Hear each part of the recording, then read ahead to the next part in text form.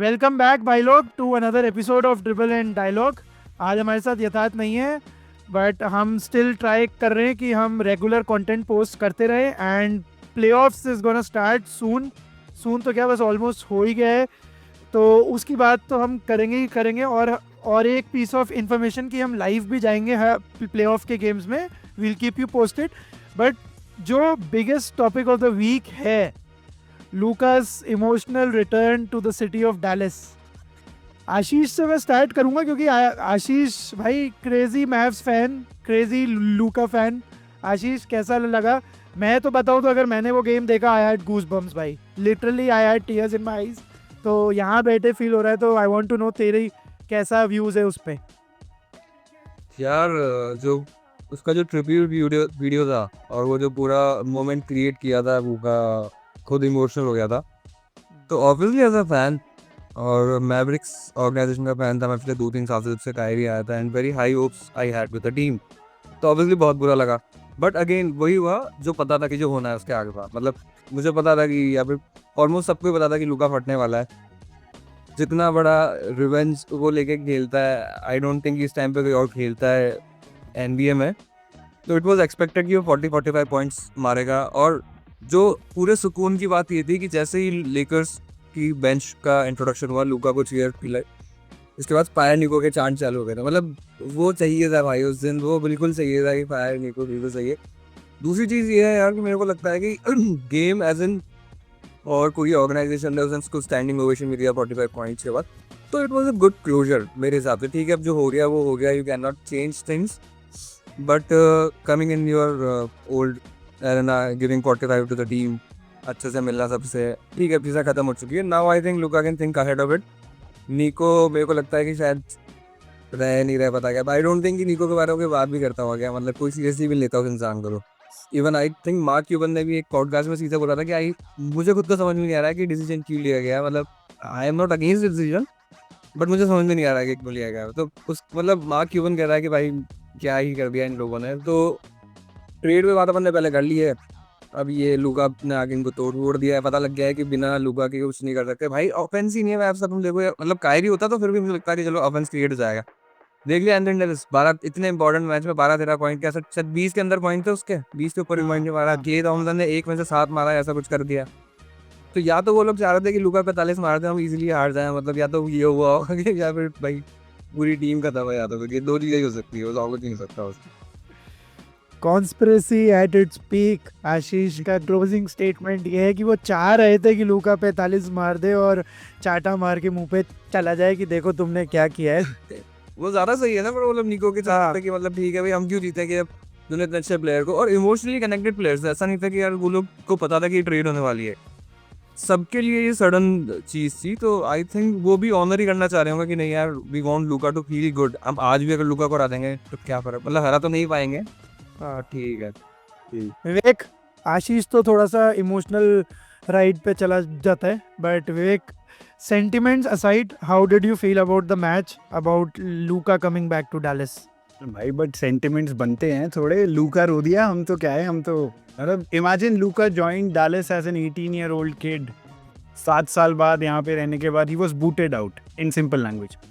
लेकिन अगर मैं देखूँ ना मैच, अपन पहले से भी देख रहे हैं NBA बास्केटबॉल, तो आई थिंक मेरे लिए this Luka's return to Dallas felt like LeBron's 2010 return to Cleveland, but with a twist. LeBron जब आया था वापस कैव्स में, he was booed, his jerseys were burnt, और बिलबोर्ड्स को टॉर्च किया गया था. It was pure hatred for LeBron.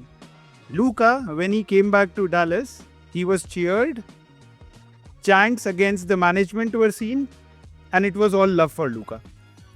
The difference, LeBron chose to leave, Luka was pushed out by the front office. And इस match के बाद ये तो क्लियर हो गया कि Luka did not just win the game, he won that breakup with Mavericks. And if it was not known already, भाई मैं reiterate कर दूं, it is the worst trade in NBA history and the worst PR nightmare for any sports organization. I'm 100% sure Nico Harrison भाई would be crying in his little corner. अगर game की बात करूँ ना मैं, तो number 1, it was an emotional return for Luka. भाई रो रहा था वो बंदा मैच के पहले, टिप ऑफ के पहले, एंड इट्स अमेजिंग कि कैसे उसने अपने इमोशंस होल्ड बैक किए and he gave you a 45 point game, unheard of and unseen ever, and clearly उसके इमोशंस को अगर तुम देखो तो it was evidently visible that he did not want to leave Dallas. और अगर मैं गेम की बात करूं, Luka dominated specially in the first half. I think 31 points थे उसके, 31 थे ना, 31 थे। और क्राउड को अगर तुम देखो, they cheered more for Luka than they did for Mavs. Fire Nico chants were everywhere, वो तो है ही, but I think all in all this was bigger than basketball, it was a statement by fans. Message clear था, Luka we love you, we miss you, we hate our front office, please come back someday. This is in one line the summary of the game. यार हाँ आशीष, I think आशीष ने mic उठा लिया है। नहीं मैं ये कह रहा कि जितना क्या पॉइंट तेरा क्या व्यू है, मैं ये पूछ रहा हूँ यार सो sum it up in 5 good sentences. First, what an emotional return and what a franchisee Mavs, जो भी apart from Nico Harrison who has done this for Luka, not just Luka. उस पोस्टर में एंट्री पे maxi क्लीबर भी था और I think Morris भी था. So not just thank you to Luka, but they respected everybody who was visiting during that day. फिर comes upon Lakers introduction. भाई 4 players का नाम लिया, pause, what a emotional video. Luka crying, पूरा crowd Nico Harrison fire chant कर रहा है.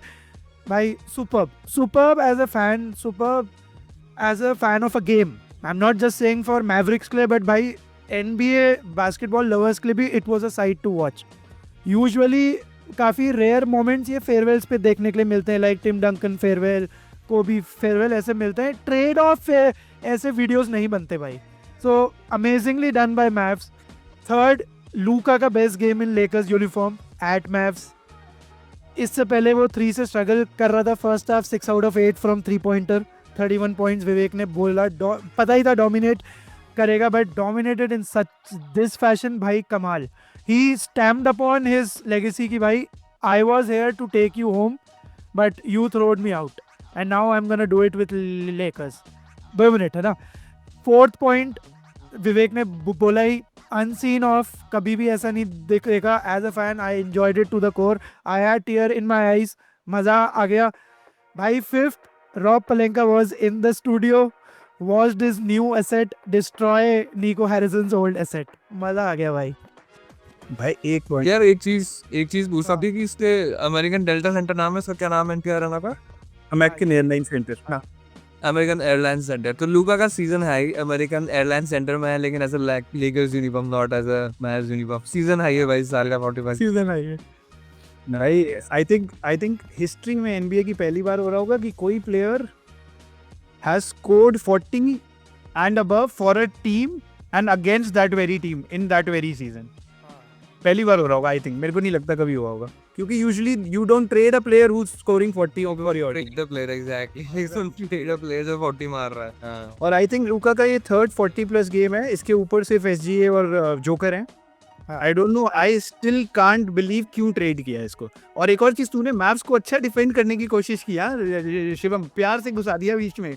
क्या ऑर्गेनाइजेशन है कि भाई. और नहीं ऑर्गेनाइजेशन देखो, it was a decision made by Nico Harrison, not support staff decision, right.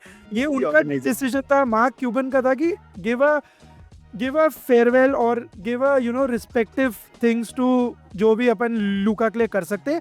And सबसे बड़ी बात, when I say Mavs organization, I mean fans. भाई never in NBA has it happened कि ऑपोजिशन प्लेयर का हर shot conversion home fans cheer कर रहे हैं. Yes exactly. Crazy first half भाई, क्रेजी फर्स्ट हाफ. बट एक बार, बट ऑर्गेनाइजेशन कोई भी हो, उसके लिए अब मैं एक ही लाइन बोलूंगा, अब पछताए हुए क्या जब चिड़िया चुग गई खेत. कुछ नहीं होता. एंड ऑर्गेनाइजेशन पे एंड करते हैं सेगमेंट को. It was not just Luka. I think Shiv भाई, ये कुछ बोल रहा है ना आशीष कुछ बोल रहा है क्या इस पे? नहीं. सो ऑर्गेनाइजेशन को ऐसे ही एंड करते हैं कि भाई सिर्फ लूका का तो चलो ट्रेड डिजास्टर था ही, अगर उसे 99% बोलोगे, इन्होंने 1% कमी भी नहीं छोड़ी आफ्टर क्विंसी ग्रीम्स और उन सबको भी ट्रेड करके. आई थिंक कैलेब मार्टिन लाई है. ग्राइम्स को ना दिए, इतने भी तो भाई उसने भी इनके ऊपर 40 पॉइंट मारा था जब 40 पॉइंट मारे ने- exactly. So I think ultimate winner will be Luka from this trade. This trade will be talked years and years आने वाले में, जब तक कुछ ऐसा फिर से रिपीट ना हो जहाँ यू ट्रेड, विवेक ने बोला योर 40 पॉइंट प्लेयर.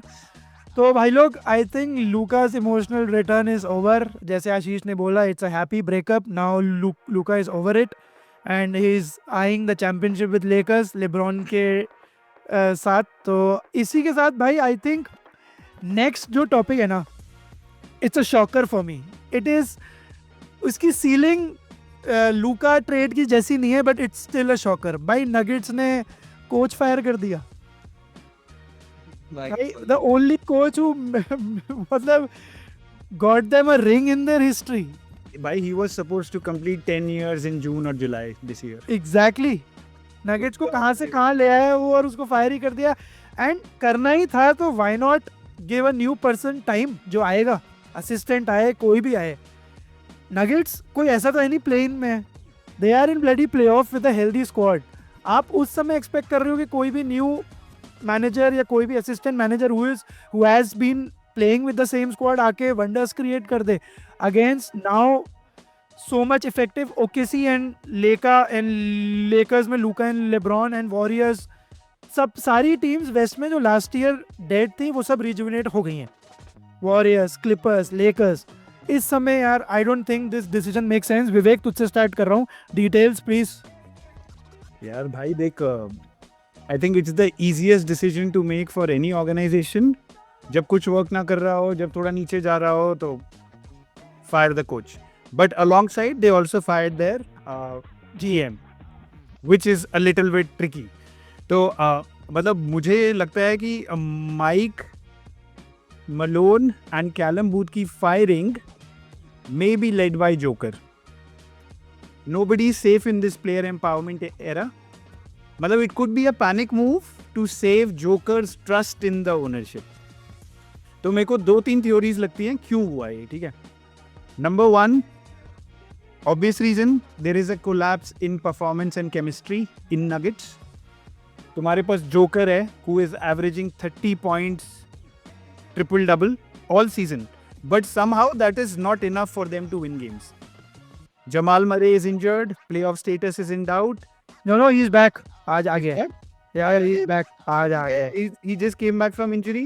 तो still performance you never know कि उतना देगा तुम्हें कि नहीं देगा. And then there is also news coming from news about Malone that he's losing the locker room. It is evident from his media outbursts. तो ownership ने decide किया होगा कि let's reshuffle the thought process. Why wait for off season? Let's do it now. Second, which is the most obvious reason और जो सब सुनने में आ रहा है, which is a feud between the front office and coaching staff. Callum booth का roster failure तो है ही यार. देखो उसने KCP को he let him walk, Bruce Brown he let him walk, he replaced these guys with unproven and young stars who do not fit Joker का win now timeline. And Malone का तो evident है that he likes to play veteran players and he played a Russell Westbrook more than a Jalen Pickett. Jalen Pickett is whom Callum Booth preferred. Russell Westbrook is whom Malone preferred. तो उनके बीच में काफ़ी tussle है. They were not on talking terms. Third reason, which I feel is major reason, is the majority of the reason, alongside the front office and coaching staff feud, Joker, their superstar player, is visibly unhappy. हमको लगता है that he treats it like a 9 to 5 job, but he is a superstar in the NBA who wants to win. And Nuggets were wasting his prime years. 4 से 5 साल के MVP caliber seasons उसने दे दिए हैं, but he just has one championship to show for it. So the organization thought, why, let's do something. Start with firing the coach. Rest of the season, तूने जो सही point बोला, it's a playoff gamble. The coach, I think the interim coach, David Adelman नाम है शायद उसका, he's with 0 playoff experience or 0 coaching experience. I'm not too sure. Joker will practically be the player coach on the team. अगर off season में जाएं तो I am foreseeing roster overhaul. Murray might be traded, MPJ might be traded, everybody would be under fire.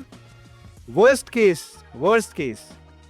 I hope it does not come come to it for Denver Nuggets, but Joker might also want out. You never know. यार इसमें ना मतलब I understand मतलब जो तू कह रहा है maybe now we see that it's more of a Jokers franchise than a Nuggets franchise, but मेरा है ना एक अलग से है इसमें. अगर तू कह रहा है कि there was a feud between front office and coaching staff, why would you fire both of them?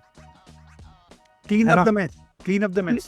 Clean up the mess, but at such a crucial juncture you at least keep one of them so that the run.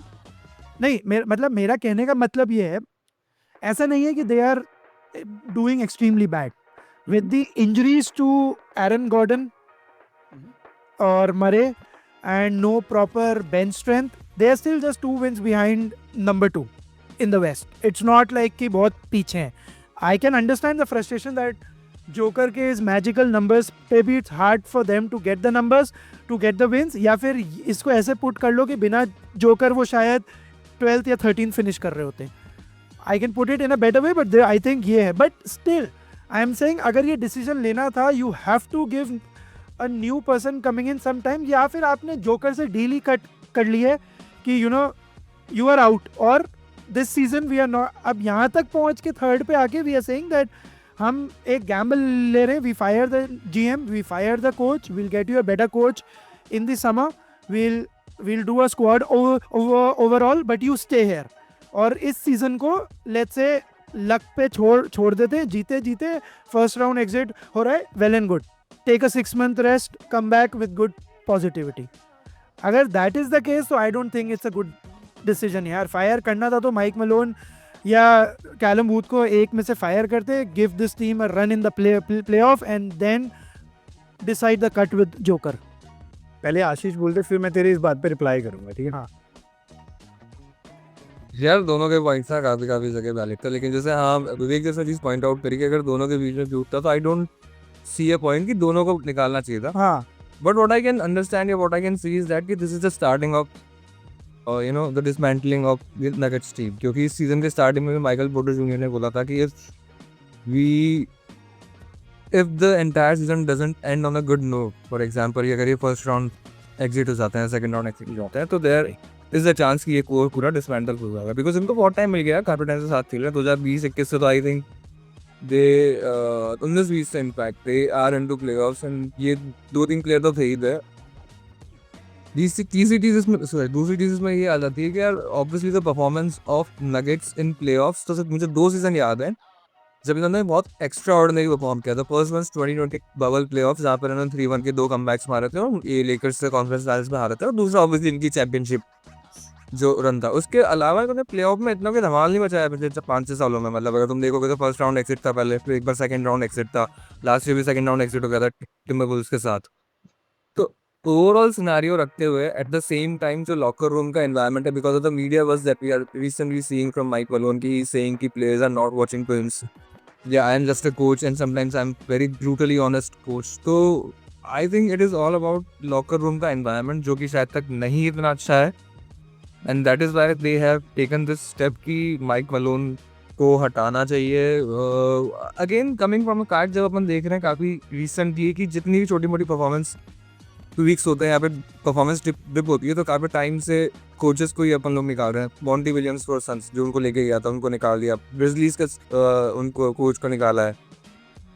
तो ये सब देखने के बाद मुझे लगता है कि ठीक है माइक मलोन को निकाला, इतना बड़ा कोई भयंकर मूव नहीं है. लेकिन जिस कोच ने सिर्फ जो एक रिंग है वो दी, जैसे माइक वुडनहोल्ज हो गया, वर्क्स ने भी तो निकाला ही है उसको.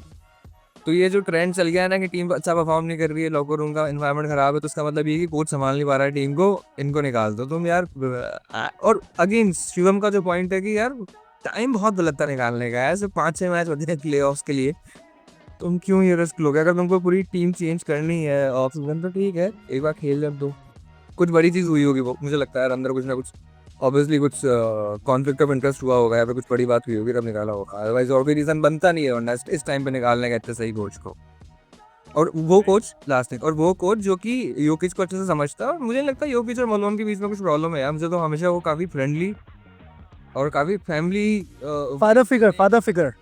हाँ मतलब काफ़ी ज़्यादा, जैसे टिम डंकन और ग्रेग पोपोविच के बाद में अपने को जो व्यक्ति थे ना कि they are very similar in thought process.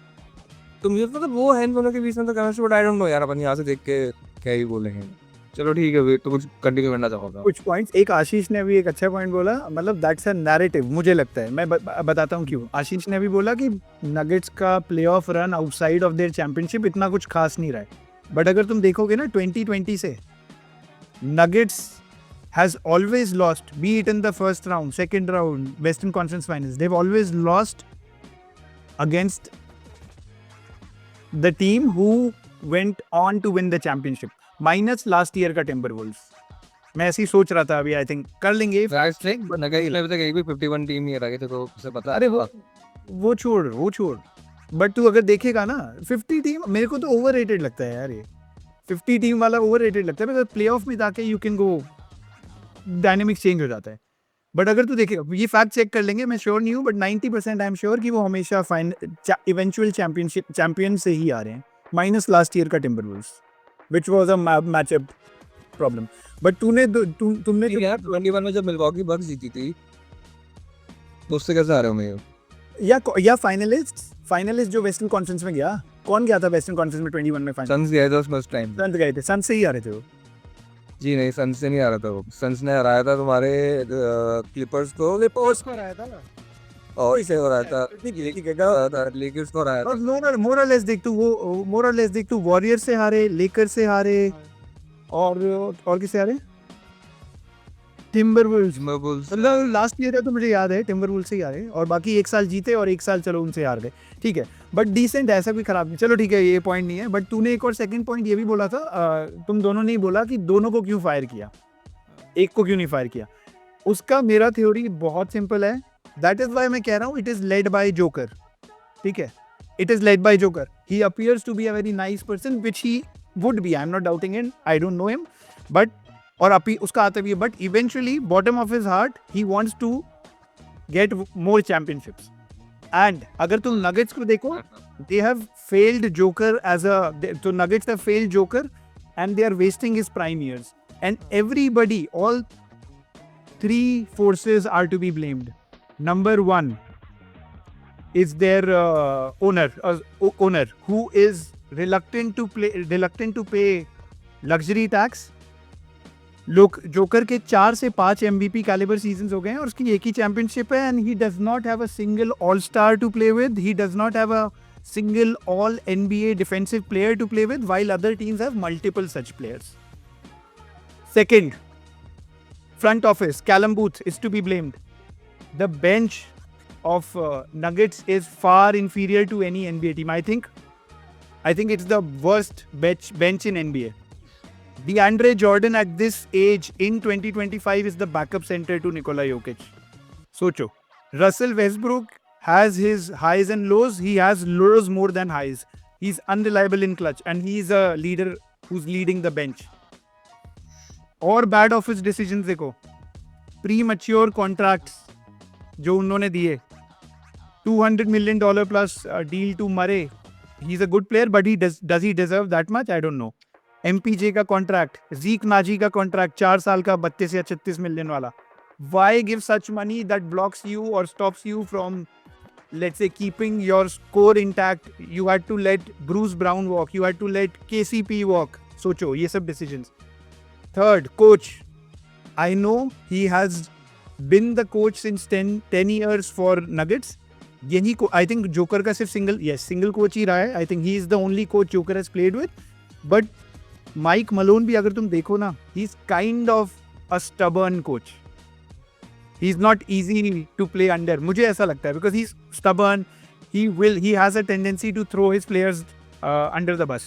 जो उसने अभी किया भी. I think he did a media outburst. So result is, I think, let's keep Joker happy and get rid of all. They can't get rid of the ownership. Who are the two other sources that they can get rid of? Coach and front office. तो तू ये कह रहा है कि Denver Nuggets as a whole organisation has failed Jokic. Yeah? Yes. Fair enough. I'm with you on this point, because मैं भी very आगे दे ही सकते थे.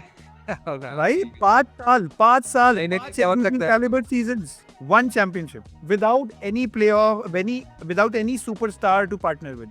बट मैं ये कह रहा हूँ कि it cannot be like that कि 5 साल और सिर्फ एक NBA चैंपियनशिप. It happens. मतलब हम पिछले 10 साल से यही देख रहे हैं कि हर साल नई टीम जीत रही है. But I would make it better as a statement कि 5 साल और सिर्फ एक फाइनल्स परफॉर्मेंस. कह लो कि फाइनल्स भी नहीं पहुंचा पा रहे वो जोकर को. At least give him a squad कि वो year and year out he is at least playing western finals. I am not even saying NBA finals. Conference finals तो खेले ना. ऐसा रोस्टर तो दो उसको.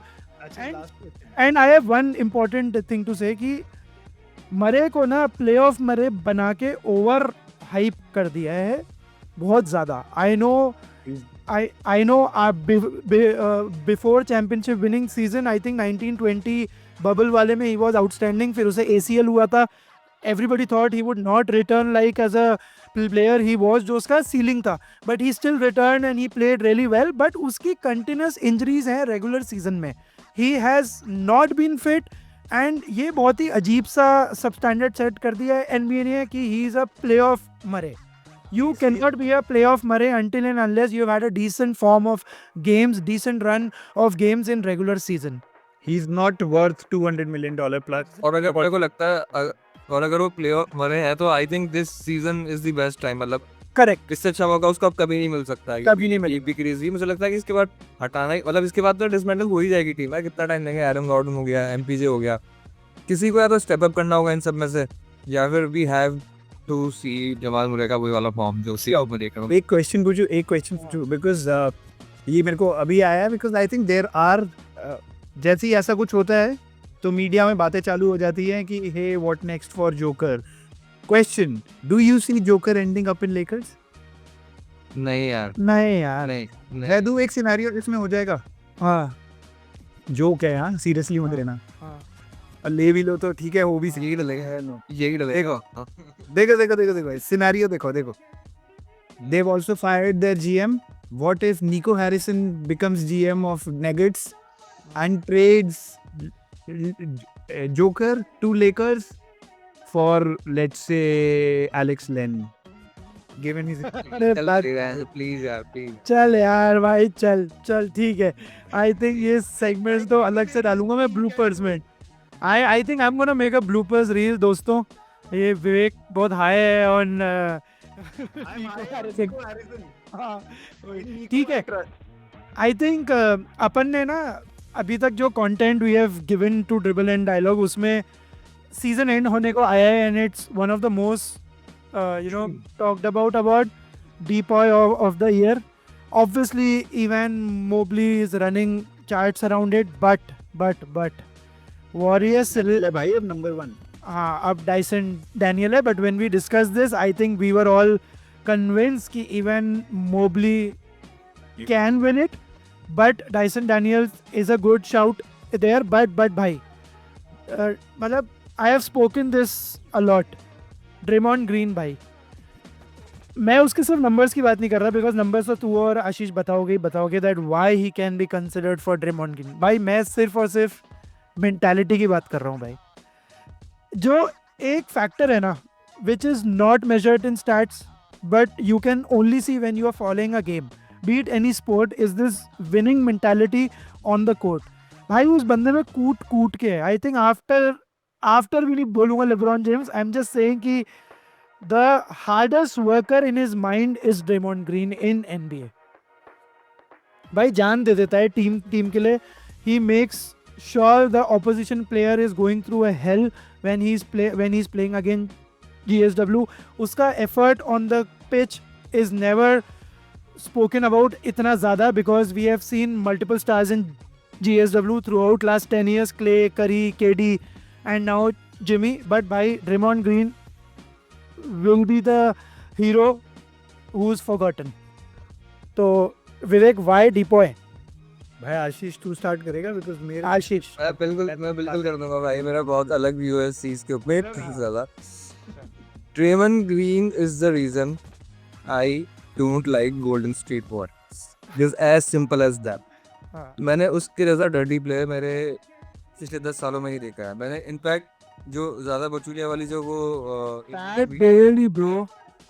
नहीं ब्रो, मैं तेरा पॉइंट समझ रहा हूँ. लेकिन जो मैं, क्योंकि देख मैं कैश फॉलो करता था बिकॉज ऑफ कायरी, और ये उनके राइवल्स थे उस टाइम पे, तो एक तो वही प्रॉब्लम थी.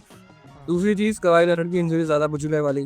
उसके बाद ड्रेवन ग्रीन को यार देखा है भाई, WWE करता है वो, मतलब तो intensity, defensive intensity Drew holiday की भी है, मार्कस स्मार्ट के पास भी थी वो इंटेंसिटी, मतलब एनर्जी लेकर वो भी आते थे। लेकिन at the same time you have to understand कि ये बास्केटबॉल है भाई, तुम किसी का हाथ पकड़ के नीचे खींच रहे हो, तुम किसी की छाती पे पैर धर रहे हो।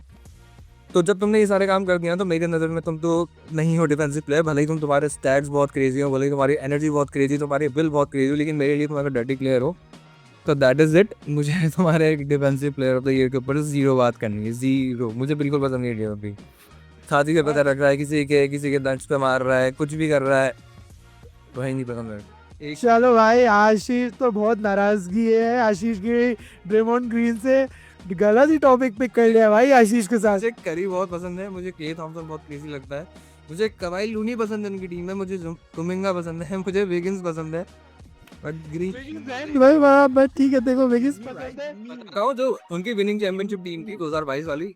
आई थिंक तेरे को जॉर्डन पूल भी पसंद है।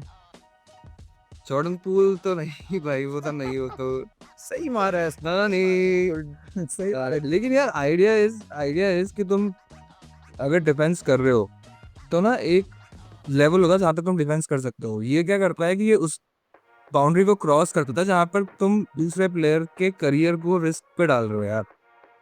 तुम किसी प्लेयर के साथ अगर ये गेम करना चाह रहे हो तो फिर वो नहीं, जैसे कवाई लेनर्ड की जो इंजरी हुई थी, वो पूरा स्पर्स का वो रन खत्म हो गया था, उसके बाद इसने डोमेंटो से इसके बाद छाती पे पैर रख दिया था यार। तो कभी भी कोई सी भी डिफिकल्ट इंजरी, अगर मतलब सीरियस इंजरी किसी प्लेयर को हो जाए तो टीम और वो प्लेयर बहुत सफर करता है मेंटली और इमोशनली। ठीक है, इसलिए मुझे वो प्लेयर बिल्कुल पसंद नहीं आता। फेयर पॉइंट, मतलब ही गेट्स कैरीड अवे। ठीक है, अबे मुक्का रख दिया था यूसुफ नरकिच को घूम के, भाई तुम कैसे मतलब अलाउ कर रहे हो खेलना। और दूसरी बुरी चीज़ क्या लगती है पता है मुझे इस ऑर्गेनाइजेशन की, कि ये सारी चीज़ें अंडर द कारपेट घुसा देते।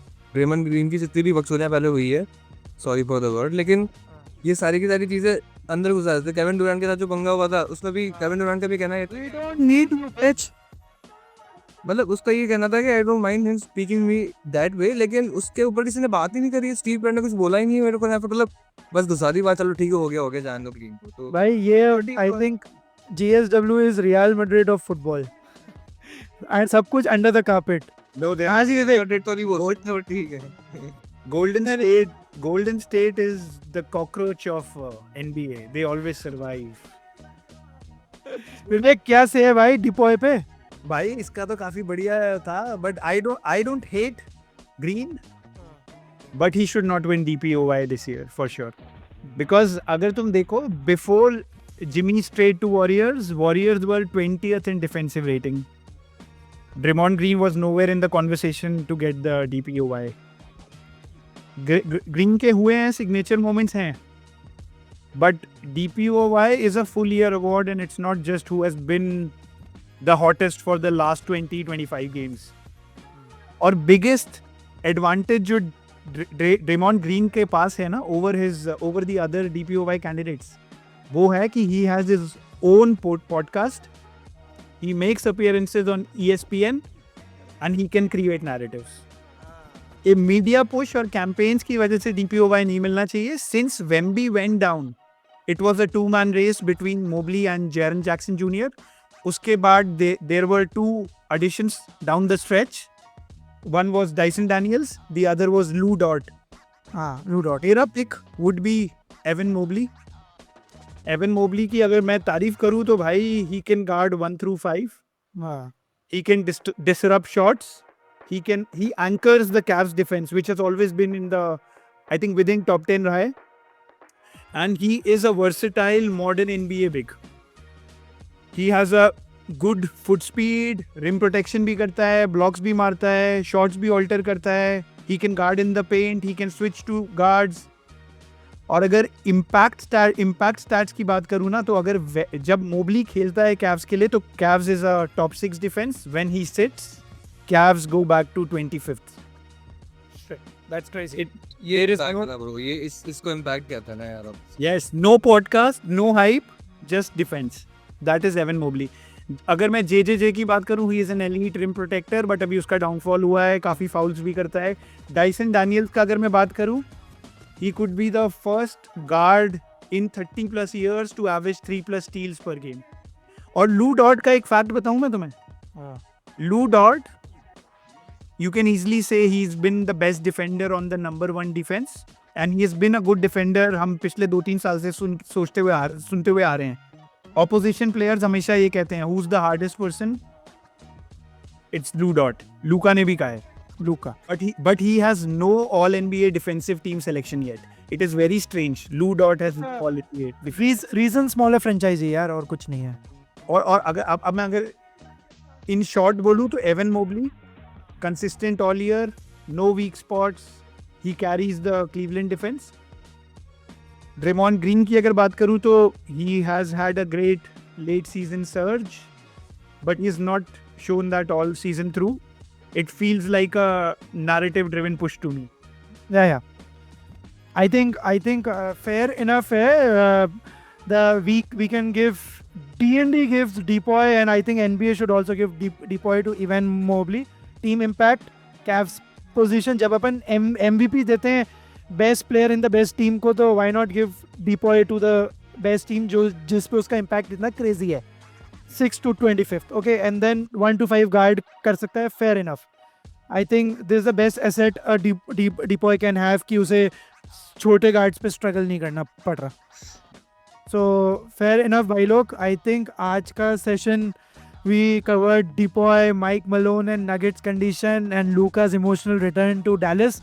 और आई वुड रियली अप्रिशिएट कि जो लोग हमें इंस्टाग्राम पे फॉलो करते हैं, भाई लोग please give us a sub in on YouTube, because we want to grow on YouTube. We want to give you a good detailed content on YouTube. Reels पे तो हम एक्टिव हैं ही. हम कोशिश कर रहे हैं कि हम YouTube पे भी लाएं और we can start a trend like every other YouTuber on the football is doing. We will do it and we need your support. तब तक के लिए शब्बा खैर.